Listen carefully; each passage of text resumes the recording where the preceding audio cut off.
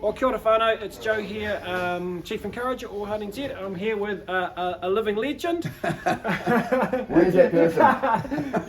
I'd like to introduce you, I'll get Cliff to introduce himself, but yeah, Cliff, introduce yourself. Yeah, okay, kia ora folks. Cliff Colqhoun, I based myself in the very, very far north, the most beautiful beach in New Zealand, in Aotearoa, and that's home, but also the home is Kaitaia and the very far north, so that's where I've lived since the grand age of 25, left Auckland and moved to the far north and never found my way back. And so that is home, that's my family's home now. They were born up there, the kids and stuff. So we live up there, and then the next unfortunate thing in my life, I met up with Warren Snow, and we decided that we needed to change the world, and so we didn't know what we were doing. We had no plan whatsoever, no business plan whatsoever. We just started doing stuff. Yeah. And that stuff seemed to grow quite quickly, and the combined energy was enough to bring in a lot of other people to work with us and help us and get some ideas together, and we just started doing stuff. And we decided we wanted, because it came about just after the 85 crash, the 87 crash. My wife and me had just been overseas to Australia working. I came back in 87, we came back, and the place was devastated. Like, these towns that we see now were beautiful towns, absolutely beautiful towns. Kaitaia was stunning. Not a blade of grass out of place, you know? And we came back and it looked like a war zone. The people felt like, I'm sure if you went right now to Ukraine right now and to those villages and towns, they'd feel the same. What do I do? Where's this going? No one knowing what was going to happen. That's what that crash caused, this uncertainty in people's lives.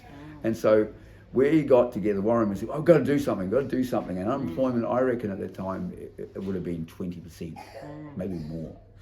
Just because the jobs went out of town. And anyway, so we thought, okay, we want to do something to create employment. And we hated corporates who were starting to move in throughout New Zealand, taking over all the business in town. Like, we had 6 shoe shops in town until the warehouse arrived. 6 shoe shops. And they were gone within a year of the warehouse arriving. And not just putting it on the warehouse, but I'm just saying generally that big corporation takeovers of enterprise. So we said, we want to make it local. You know, we wanted it all to be local business as much as possible. And so we thought, we don't want to compete with the local businesses. We want to, because they're already struggling. So we've got to do new stuff. So we said, we'll only do things that aren't being done. Sounds logical, maybe even a good business idea.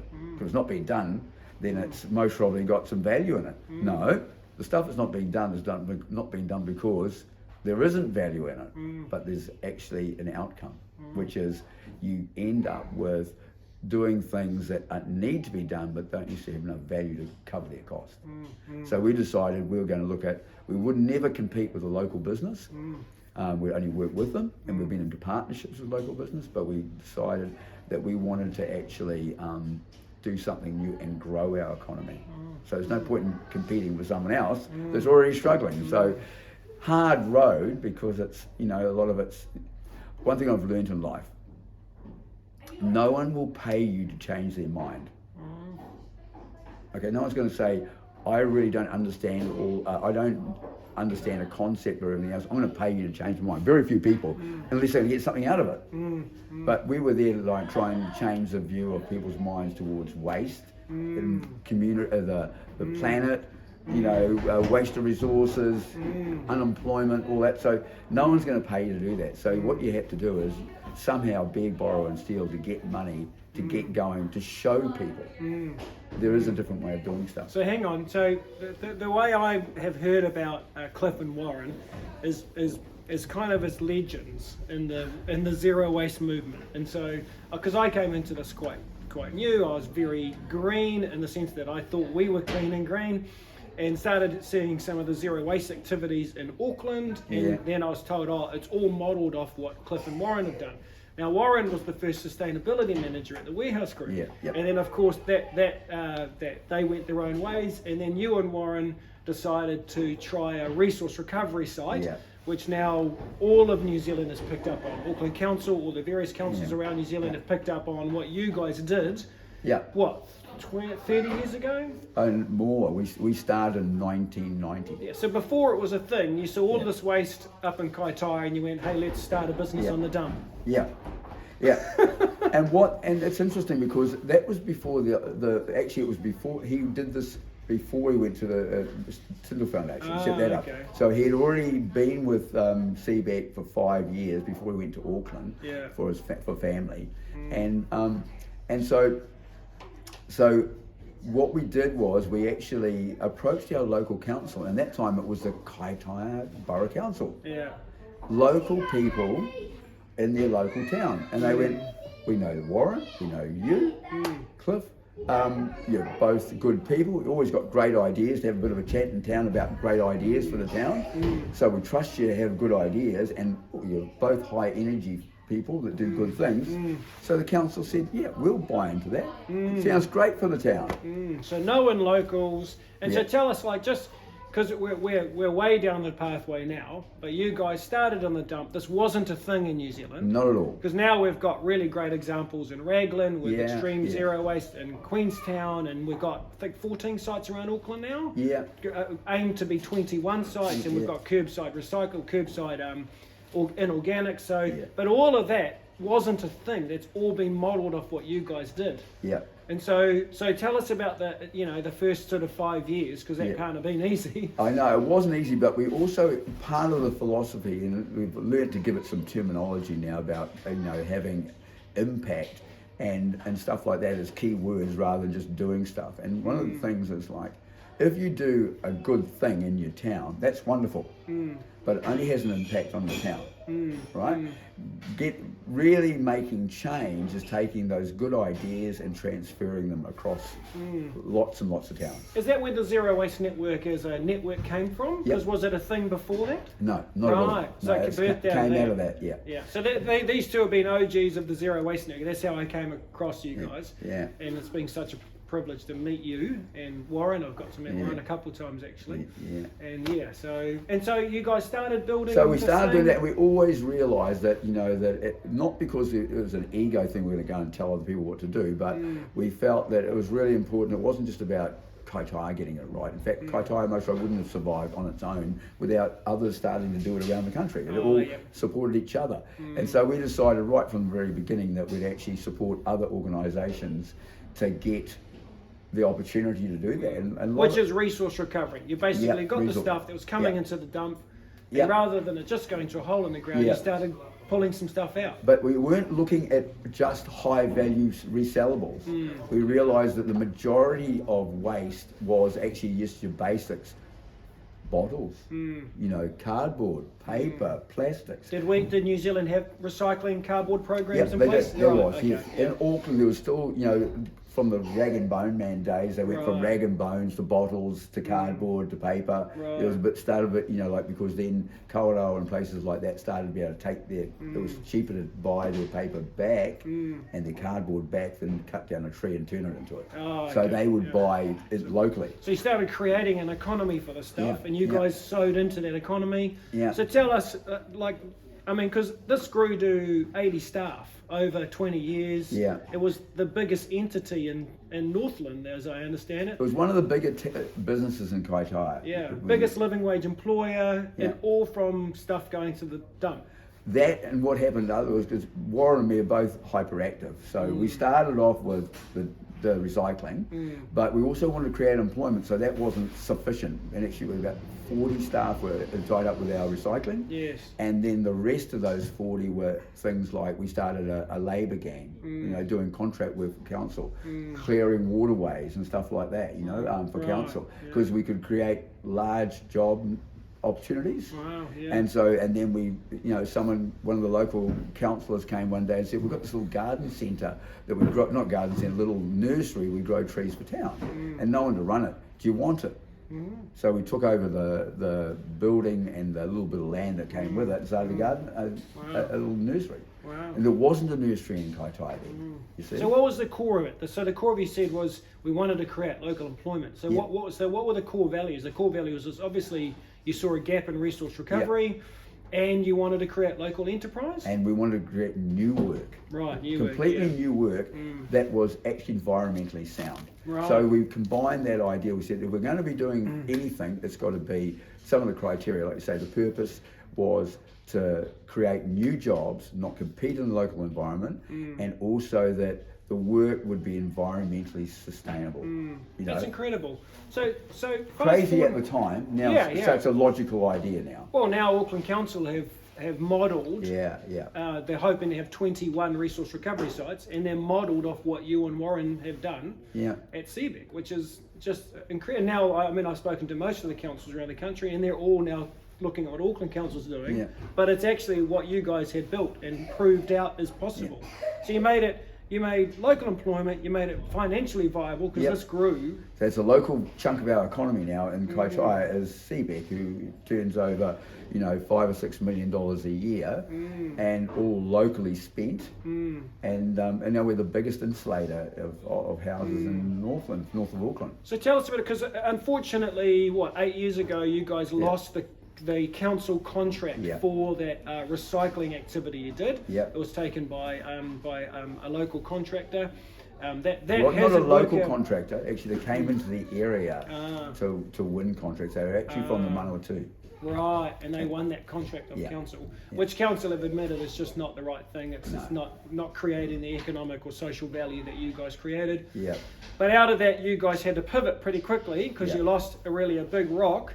And so you went down to X amount of staff, and then now you've rebuilt this thing. We're back up there at like 80 staff again now, and again a mix. Like we've got about 8 different enterprises. So tell us about the 8, because they're all producing local employment, blessing the local economy, creating local jobs.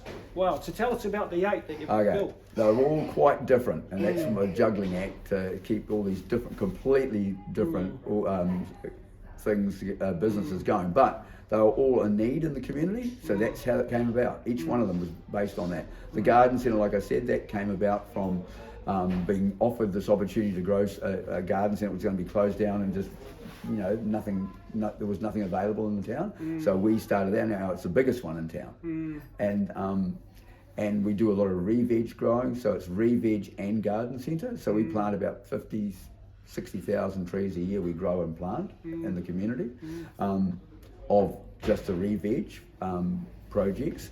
So that the garden centre is quite a chunk on its own, and then we've got property services, which goes and does development and works with farmers and landowners doing work. Again, job creation more than anything. But they learn lots of skills, you know, from it all. We do arbor care, the works, and so we've got that, and then we run 4 of the council's 4 swimming pools in the district.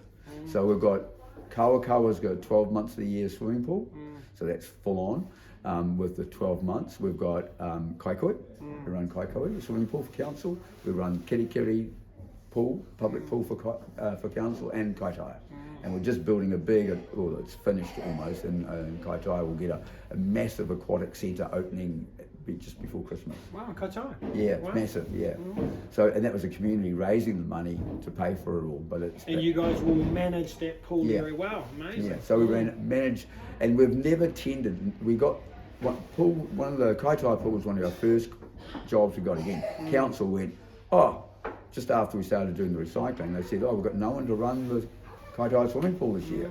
You know, we used to have someone internally, and now they've gone. No one knows how to run one. Can you run the pool for us? And I went, I'll never run a swimming pool. I'm sure we'll work it out. So we got 2 weeks from being told to take it over to have it running, and we did it. We did it in 2 weeks, and then about 3 years later, the Kirikiri pool had some contractors running it, and they just disappeared. Again, about 3 or 4 weeks before the pool was supposed to be open, no one could find them. They'd run it for a couple of years and they just disappeared. And so council came back to us again and said, could you get it going? Well, that was like, I don't know if you've ever seen in the old movies, you know, war movies, and they have a submarine, and you look at the old submarine and there's water coming out of pipes and everything else. We went and then turned it on. Luckily, we had all our safety gear on, because one of the guys turned it on, and the first thing that happened was the chlorine pump exploded, and he had his visor and cape and everything on. But luckily, we had all the gear on, and it was just a disaster. So we had 4 weeks. We pulled the pump room apart and completely rebuilt it, and then ran the pool, got it going, and we've been running it ever since. And then Kawakawa, the same council, had decided to refurbish Kawakawa pool. I don't know what happened. They had a run-in with the contractors who were doing the work, and they bolted.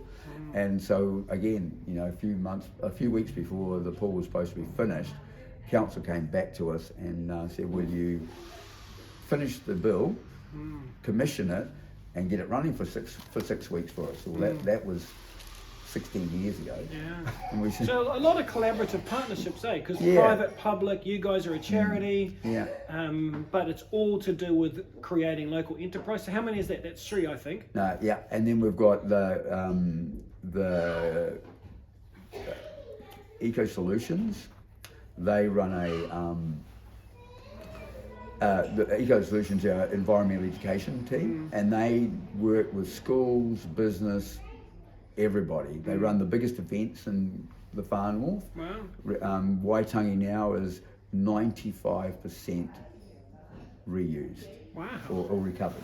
Wow. So on that day when we have 20,000 plus people coming there, so 95% of it doesn't go to landfill. Wow.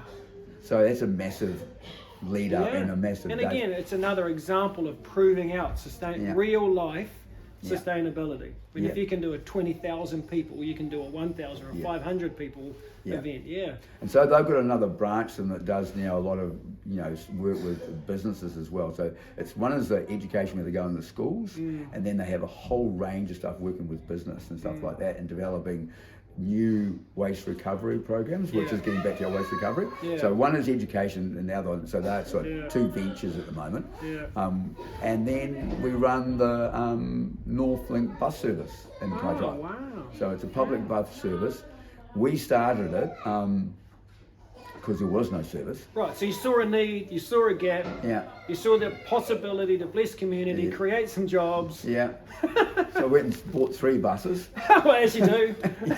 and got going, you know. And it was called a bus about Kaitaia. That was Warren's naming of it at the time. But now it's part of the North Link program, which is Whangarei, this mid-north, and us up there. And so we got it going up there, and I know that they put something in the mid-north because that was working, you know.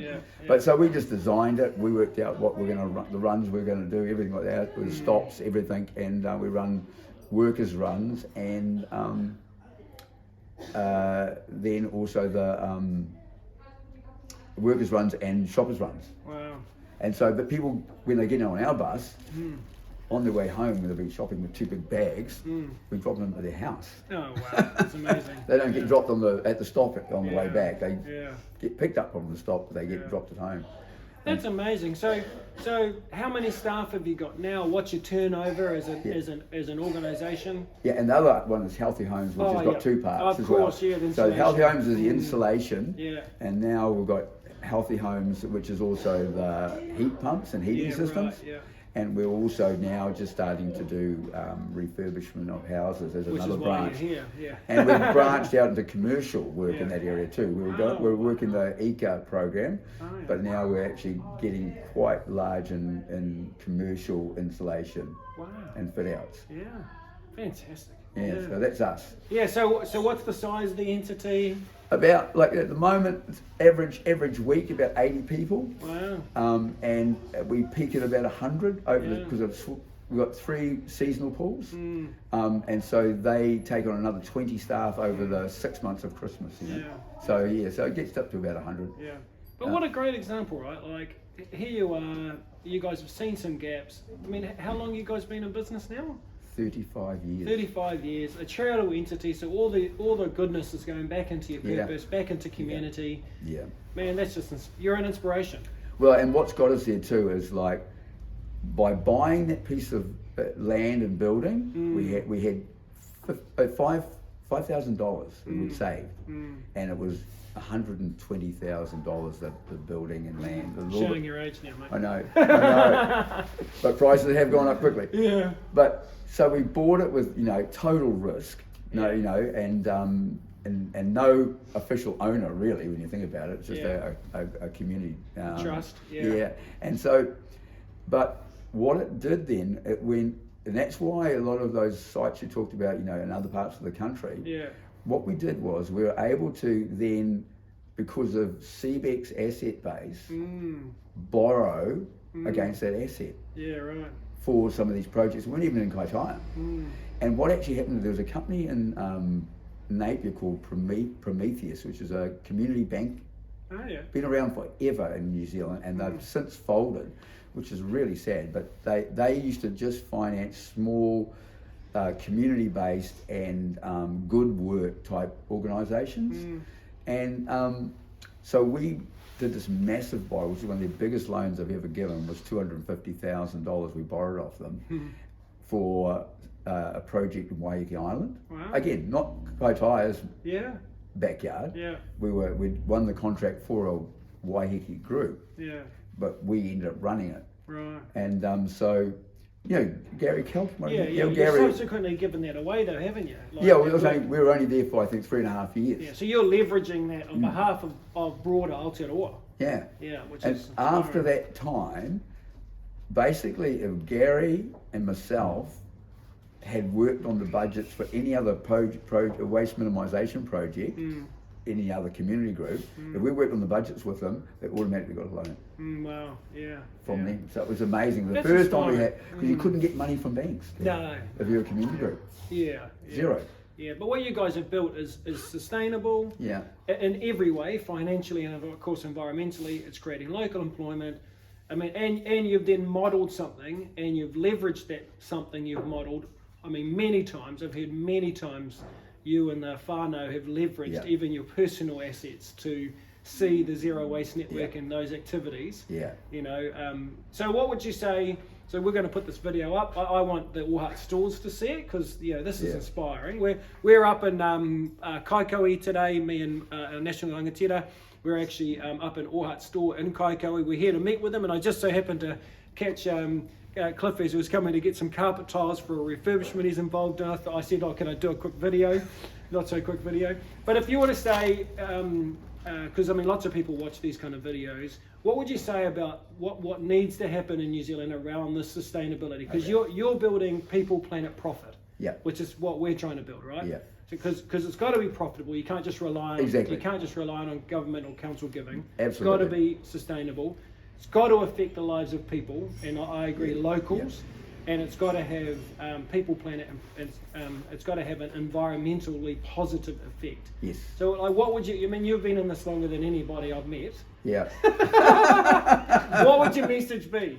Well, number one, is there a need? And that's the first. You know, there's social enterprise, community enterprise. Community enterprise only operates if there's a need. And it's 100% community owned, which is what you guys are.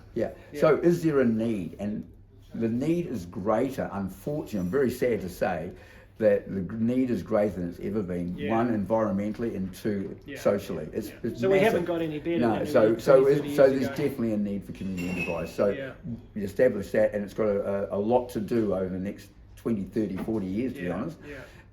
And what is its key purpose? Its key purpose is when everyone talks about the problem, and lots of people talk about the problem, you've got to be able to touch and feel it, the solution. So modelling the solution is our role in the community, is to actually come up with... You've got to build it, you've got to actually, I'm right with you, And so... It can't just be a research project.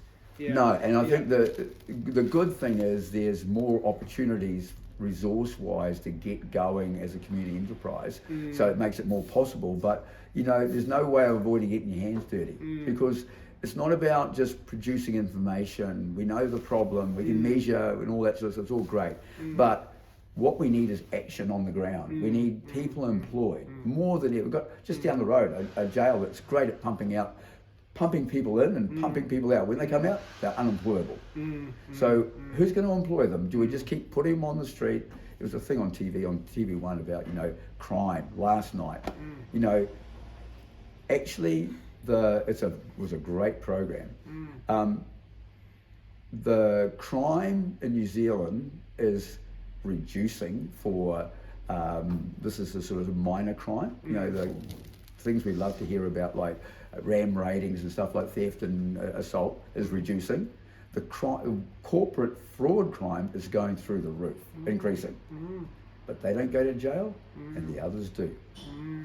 And there's no corporate criminals in jails at all. Now, how they get out of it? Because they're also good citizens. Or when they go to court, when they come for sentencing, their lawyers stand up and say, he's a very good citizen. He's a responsible citizen. Because he's the chairman of the local football club, whatever it is. He just took $1 million out of people's back savings. But at the end of the day, we've got a responsibility, don't we? That's what I mean. So there's a real need, because the whole group of society, one way or the other, are missing out. And so that's and deserve a shot. We work with corrections all the time. These people are beautiful. And they're misunderstood. And I agree with you. And we'll go on our own rant. But so that's, I suppose, going forward. That answering your question, it's about. There's the good thing is like working together, and the good thing is the community sector is growing its network. It's sort of the network of people who work together is growing. So what are we doing? Sharing ideas. Right now. Let me capture that, because I mean, I've heard you say some pretty practical things. Look for the gap. Look for actually what the need is. Build an entity, because you talked about community enterprise. That's actually a legal entity, which is why I've put All Heart NZ in a trust. That's why you guys did it, so it was community owned, not owned by Cliff and Warren, not owned by Joe. Make sure those things are practical and viable. So actually build something that practically works. Collaborate. Because I mean, I've seen it too in my 8 years in the sector. There's a lot of people who want to build their own kingdoms.